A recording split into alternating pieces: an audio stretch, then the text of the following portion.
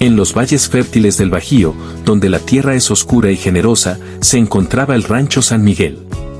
Su propietario, don Evaristo, había sido un hombre sabio que entendía el lenguaje de las bestias mejor que el de las personas.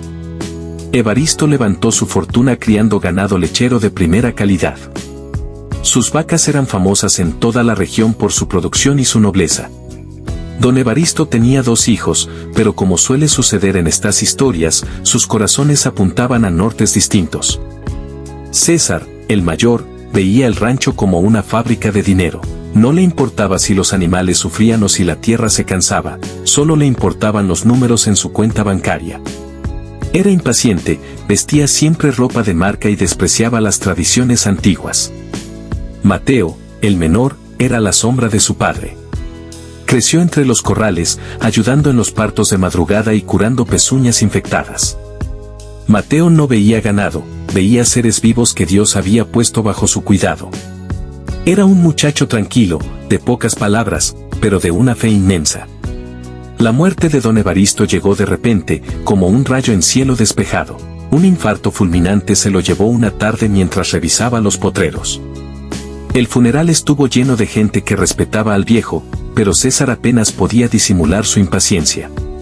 Ya estaba haciendo llamadas para vender parte de la tierra y comprar maquinaria nueva.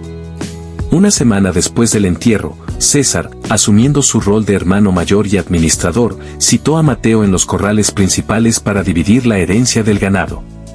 Era una mañana fría y neblinosa. César estaba recargado en la cerca, con una lista en la mano y un cigarro en la boca. «Bueno, Mateo», dijo César sin rodeos, «papá no dejó testamento específico sobre los animales, así que, como hermano mayor, yo he tomado las decisiones para agilizar esto. No quiero discusiones». Mateo asintió, frotándose las manos por el frío. «Lo que sea justo, César. Solo quiero seguir trabajando». «Perfecto», dijo César, señalando el corral grande. «Yo me voy a quedar con las 80 vacas holandesas de producción. Son animales delicados que requieren una administración moderna que tú no sabes dar. También me quedo con el toro semental y las vaquillas jóvenes». Mateo sintió un nudo en la garganta. Eso era prácticamente todo el hato productivo. «¿Y yo, hermano?», preguntó con voz suave. «¿No me toca nada? Trabajé estos animales tanto como tú». César soltó una risa seca y caminó hacia un corral apartado, un pequeño encierro de cuarentena donde solían poner a los animales enfermos. «Claro que te toca, hermanito. No soy un monstruo. Te dejé a la joya de la corona». César señaló hacia una esquina del corral lodoso. Allí, echada sobre paja sucia, estaba la golondrina. Era una vaca vieja, de huesos salidos, con el pelo opaco y lleno de parches sin pelo. Tenía la mirada triste y respiraba con dificultad. Todos en el rancho sabían que la golondrina había sido una gran vaca en sus tiempos, pero llevaba 3 años sin parir y había enfermado de tristeza tras perder a su última cría. El veterinario había recomendado dormirla hacía meses. «Ahí la tienes», dijo César con sarcasmo. «Es toda tuya. Dicen que es estéril, que ya no da leche y que solo gasta alfalfa. Pero como tú tienes ese corazón de abuelita, te la regalo. Hazte millonario con ella, o haz barbacoa, si es que todavía tiene carne en esos huesos». Mateo miró al animal. Vio el abandono, vio la crueldad de su hermano al darle un ser vivo desahuciado como herencia. Pero cuando se acercó, la golondrina levantó la cabeza y le lamió la mano con su lengua rasposa. Mateo sintió el calor del animal y supo que no podía abandonarla. «Está bien, César», dijo Mateo, acariciando la frente de la vaca. «Acepto mi herencia. La golondrina se viene conmigo. Llévatela rápido», gritó César. «No quiero que contagie a mis vacas finas con su mala suerte».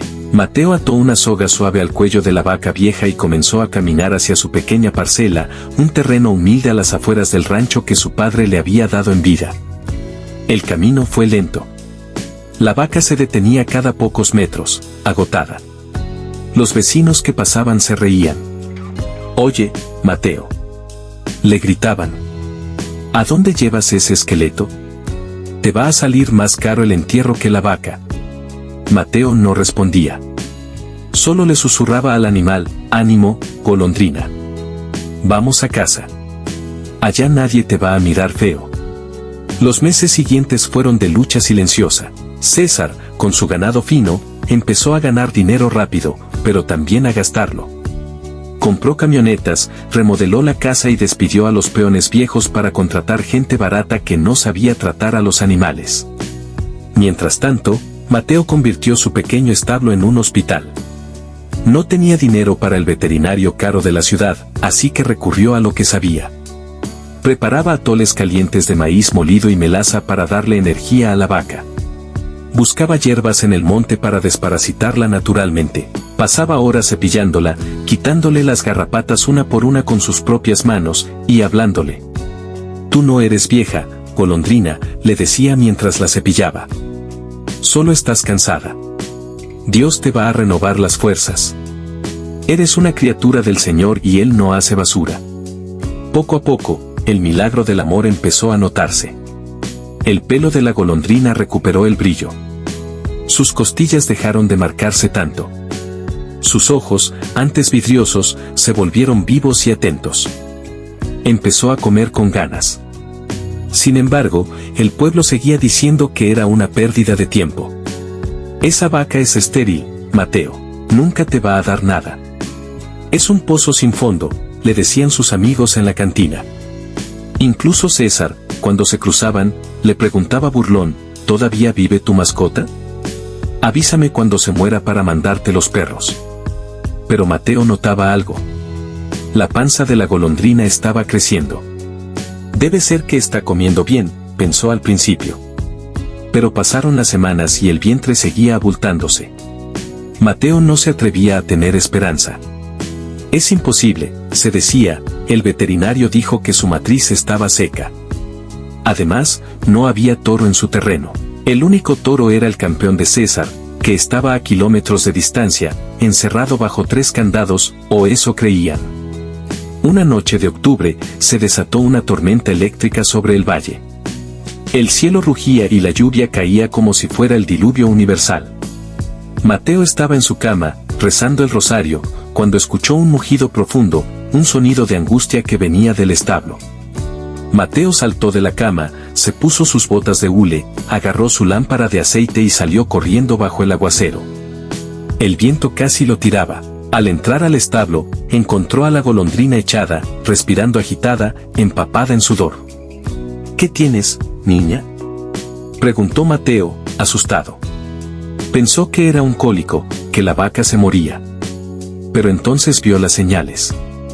La vaca no estaba muriendo. Estaba en labor de parto. «Dios mío», gritó Mateo. «Es un milagro». Mateo se arremangó la camisa y se puso a trabajar.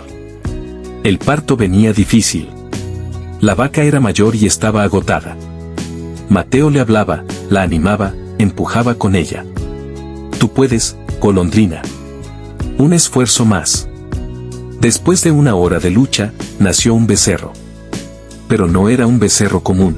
Era un macho enorme, fuerte, con una mancha blanca en la frente en forma de estrella. Mateo lo limpió con paja seca, llorando de emoción. «Gracias, Señor», gritaba Mateo, abrazando al recién nacido. «Me diste un becerro». Pero la golondrina no se levantó. Siguió pujando. Mateo se quedó helado. «Hay otro», pensó. Efectivamente. 20 minutos después, nació una hembra. Preciosa, pinta como su madre, pero con una vitalidad increíble. Gemelos. La vaca estéril, la vaca basura, había parido gemelos sanos y fuertes en medio de la tormenta. Mateo cayó de rodillas en el estiércol, levantando las manos al techo de lámina que retumbaba por la lluvia. Nadie en el pueblo había visto un parto de gemelos vacunos en años, y menos de una vaca que todos daban por muerta. A la mañana siguiente, la tormenta pasó y dejó un cielo azul límpido.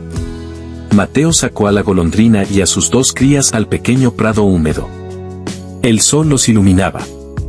La imagen era bíblica, la madre vieja pero orgullosa, y 2 becerros saltando llenos de vida a su alrededor.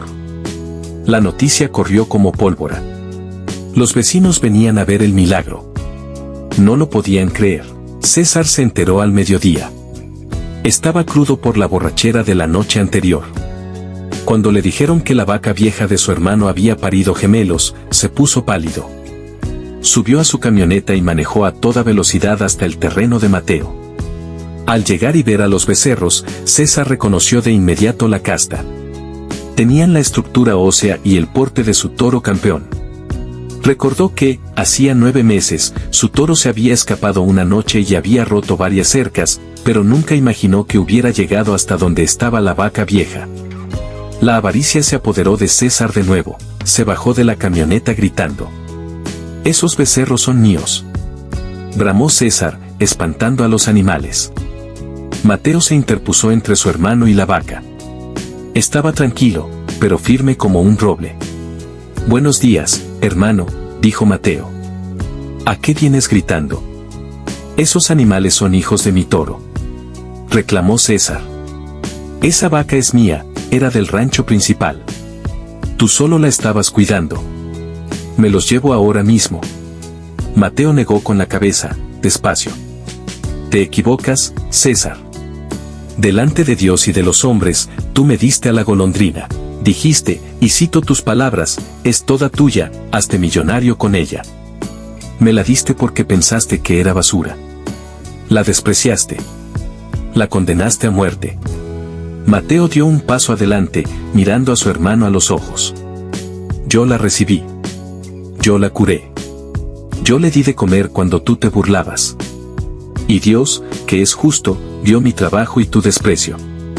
Estos becerros son el fruto de mi fe, hermano. No te vas a llevar nada». César intentó avanzar, pero los vecinos que se habían juntado empezaron a murmurar y a acercarse para apoyar a Mateo. César, cobarde como todos los abusivos cuando se enfrentan a la verdad, se detuvo. Sabía que legalmente no tenía nada que hacer. La vaca había sido regalada ante testigos. «Te vas a arrepentir, Mateo», amenazó César mientras se subía a su camioneta. «Quédate con tus animales, al fin que yo tengo cientos. Pero la justicia divina tiene sus tiempos perfectos». A las pocas semanas, una plaga de garrapata resistente azotó la región. El ganado de César, hacinado, estresado y mal cuidado por los peones mal pagados, se infestó rápidamente. Las vacas finas empezaron a enfermar de fiebre de aguas rojas.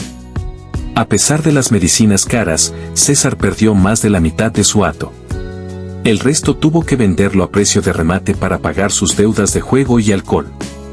En cambio, en el terreno de Mateo, la golondrina y sus crías estaban sanas. Mateo siempre fue meticuloso con la limpieza y los cuidados naturales, y sus animales tenían las defensas altas por el buen trato.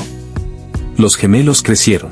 El macho se convirtió en un semental impresionante que Mateo rentaba para mejorar el ganado de los vecinos. La hembra fue la mejor lechera de la comarca. Con las ganancias, Mateo fue comprando poco a poco las tierras que su hermano César tuvo que vender por la ruina. 2 años después, Mateo compró la casa grande del rancho San Miguel. No para vivir con lujos, sino para restaurar la gloria que su padre había construido. César terminó viviendo en un cuarto alquilado en el pueblo, amargado y solo, culpando a la mala suerte de su destino, sin entender nunca que la suerte no existe, existe la siembra y la cosecha. Mateo cuidó de la golondrina hasta el final de sus días. La vaca murió de vieja, dormida bajo la sombra de un mezquite, rodeada de sus hijos y nietos. Mateo la enterró con honores en el jardín de la hacienda, y puso una placa de madera que decía: «Aquí yace la golondrina». El mundo dijo que no valía nada, pero Dios dijo que valía oro. Nos enseñó que el amor todo lo cura y que la fe todo lo puede. Hermanos, llévense esta lección en el corazón. A veces, la vida o la familia te harán sentir menos. Te darán las obras. Te dirán que no sirves, que estás viejo, que estás acabado. Pero no escuches la voz del hombre soberbio. Escucha la voz de Dios. Si tú cuidas lo poco que tienes con amor, si eres fiel en lo pequeño, el Señor te pondrá en lo mucho. No hay vacas flacas cuando hay un Dios grande. Bendice lo que tienes, trabaja con paciencia, y prepárate, porque tu milagro viene en camino, y será doble.